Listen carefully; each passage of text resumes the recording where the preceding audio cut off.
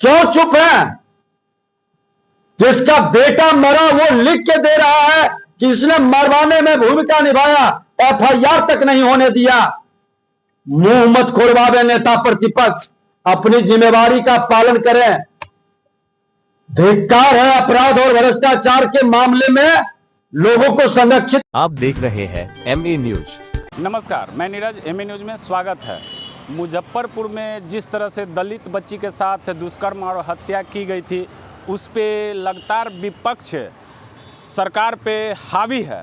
उसी क्रम में आज बिहार के उप मुख्यमंत्री विजय सिन्हा ने मुजफ्फरपुर पहुंचे और उन्होंने डीएम और एसपी के साथ समीक्षा बैठक की और समीक्षा बैठक में उन्होंने सख्त आदेश दिया है कि अपराध का ग्राफ किसी भी कारण में रुकना चाहिए और उन्होंने ये भी कहा है कि अगर इनकाउंटर करना पड़े तो इनकाउंटर भी करना है, अगर बुलडोज़र चलाना पड़े तो बुलडोज़र भी चलाना है। और क्या कुछ कहे हैं विजय कुमार सिन्हा।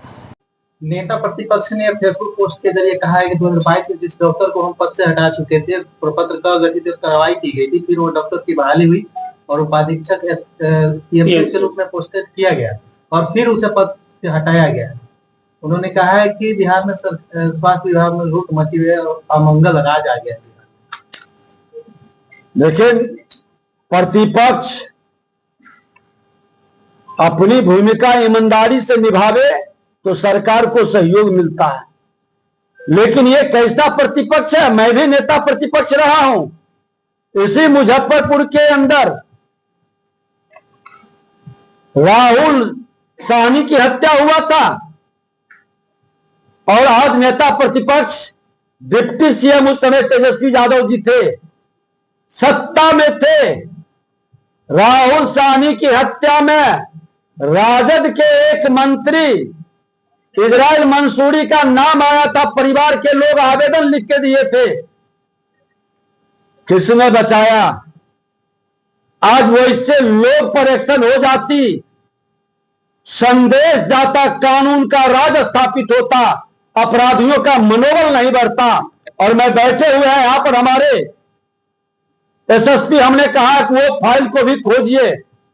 आखिर वो इससे लोगों को बचाने से अपराधियों का मनोबल मुजफ्फरपुर में बढ़ा है और अपराध की घटनाओं में वृद्धि हुई। क्यों चुप है?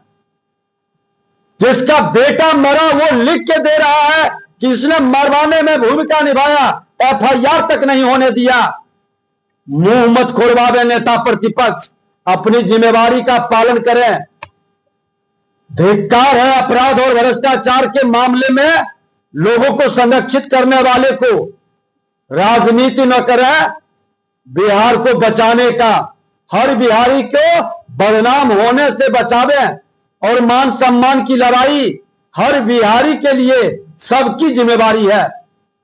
हमको जितना बन सकेगा पूरी ईमानदारी के साथ, अगर जो कोई दोषी है, कोई भ्रष्टाचारी है, प्रमाण के साथ, प्रतिपक्ष की तो यही भूमिका होनी चाहिए, पूरे प्रमाण के साथ आगे लाना चाहिए।